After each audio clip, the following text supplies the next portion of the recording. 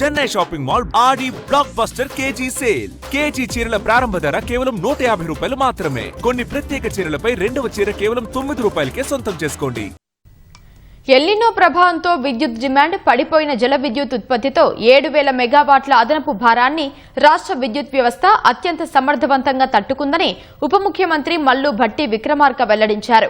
రాష్ట్రాన్ని విద్యుత్ రంగంలో దేశానికి ఆదర్శంగా నిలిపే దిశగా ప్రభుత్వం ప్రణాళికాబద్దంగా ముందుకు సాగుతోందన్నారు. ప్రజలకు నాణ్యమైన విద్యుత్ అందించడం, పరిశ్రమలు, వాణిజ్య రంగం, గృహ అవసరాలకు ఎలాంటి అంతరాయం లేకుండా విద్యుత్ సరఫరా చేయడం ప్రభుత్వ ప్రధాన లక్ష్యమని మంత్రి పేర్కొన్నారు.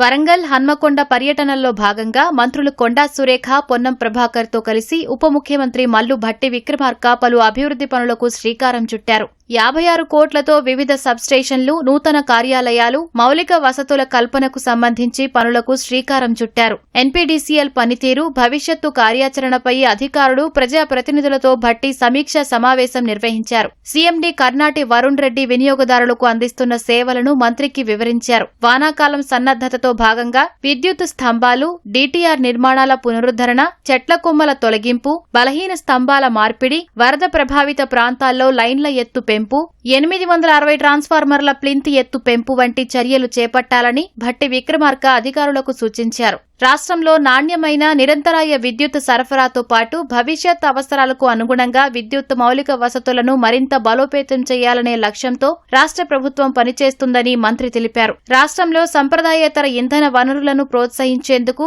పవన, సౌర విద్యుత్ ఉత్పత్తిపై ప్రత్యేక దృష్టి సారించాలని రాష్ట్ర అటవీ శాఖ మంత్రి కొండా సురేఖ అధికారులకు సూచించారు. ప్రపంచంలో వస్తున్నటువంటి టెక్నాలజీని అడాప్ట్ చేసుకుంటూ అందరూ అప్డేట్ చేసుకుంటూ ముందుకు పోబట్టే ఈరోజు డిమాండ్ విపరీతంగా పెరిగినప్పుడు కూడా మనం ప్రజలకి నిరంతరాయంగా విద్యుత్ అందించగలుగుతాం.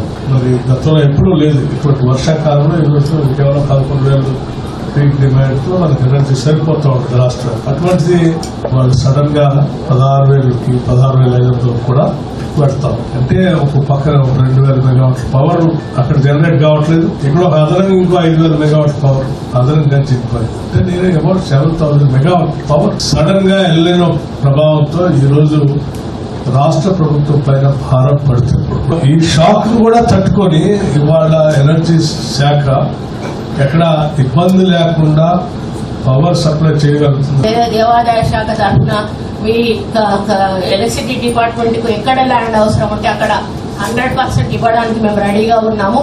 ఎందుకంటే అది ఉన్నా కూడా మాకు కబ్జాలకు గురవుతుంది. మరి అది దేవుడి మాన్యాలు కాబట్టి మాకు కొంత ఇన్కమ్ కూడా గుడికి వచ్చేటువంటి అవకాశం ఉంది. గుళ్ళకి మేము గుళ్ళని డెవలప్ చేసుకునే అవకాశం ఉంటుంది కాబట్టి 100% మేము కోఆపరేట్ చేస్తాము. కాబట్టి ఎక్కడైనా ఉంటే మీరు ఐడెంటిఫై చేసి మాకు అప్పచెప్పండి, మేము వాటిని మీకు ఇవ్వడానికి సిద్ధంగా ఉన్నాం. కాలం తెచ్చిన కరువు కాదు, కాంగ్రెస్ తెచ్చిన కరువు అంటూ కేటీఆర్ చేసిన వ్యాఖ్యలపై భట్టి విక్రమార్క ఘాటుగా స్పందించారు. అమెరికాలో చదువుకున్న వ్యక్తికి ఎల్నినో ప్రభావంపై కనీస అవగాహన లేకపోవడం విడ్డూరమని ఎద్దేవా చేశారు. 1,000 కిలోమీటర్ల దూరంలో ఉన్న పసిఫిక్ మహాసముద్రానికి సీఎం రేవంత్ రెడ్డి వెళ్లి ఏమైనా విపత్తులు సృష్టిస్తే ఇక్కడ కరువు వచ్చిందా అని భట్టి ప్రశ్నించారు.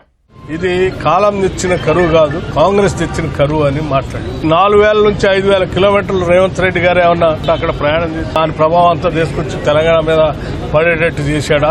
ప్రపంచం అంతా చెప్తా ఉంది, సైంటిస్టులంతా బయటకు వచ్చి మాట్లాడుతా ఉంది. ఎల్నినో ప్రభావం వల్ల ఈ రోజు కేవలం తెలంగాణ కాదు, దేశంలో ప్రపంచంలో దిభావం వృతా ఉంది. నేను చదువుకున్న పెద్ద మనిషి ఎట్ట మాట్లాడినా నాకు అర్థం కాదు. ఇటువంటి పరిస్థితుల్లో ఎవరైనా జాగ్రత్తలు ఈ రకంగా తీసుకోవాలని మనం ఇట్లా ముందుకు పోదాం, ప్రజల్ని కాపాడుకుందాం, రాష్ట్రాన్ని కాపాడుకుందాం. మేము కూడా ఏమైనా సలహాలు సూచనలు ఇస్తూ చేస్తామని కూడా చెప్తాం. అది వదిలేసి కరువు ఆయన ఏర్పాటు చేసి నేను వల్ల వచ్చింది, ప్రభుత్వాలు వచ్చిందంటే నవ్వాలో ఏడవాలి. ఇటువంటి దుర్మార్గమైనటువంటి ఆలోచనలు బంద్ చేయండి. ప్రతిపక్షాలు ప్రస్తుత పరిస్థితులను రాజకీయాలకు వాడుకోకుండా రైతులకు వాస్తవ పరిస్థితులపై అవగాహన కల్పించి ప్రత్యామ్నాయాలపై సూచనలు చేయాలని ఉప ముఖ్యమంత్రి కోరారు.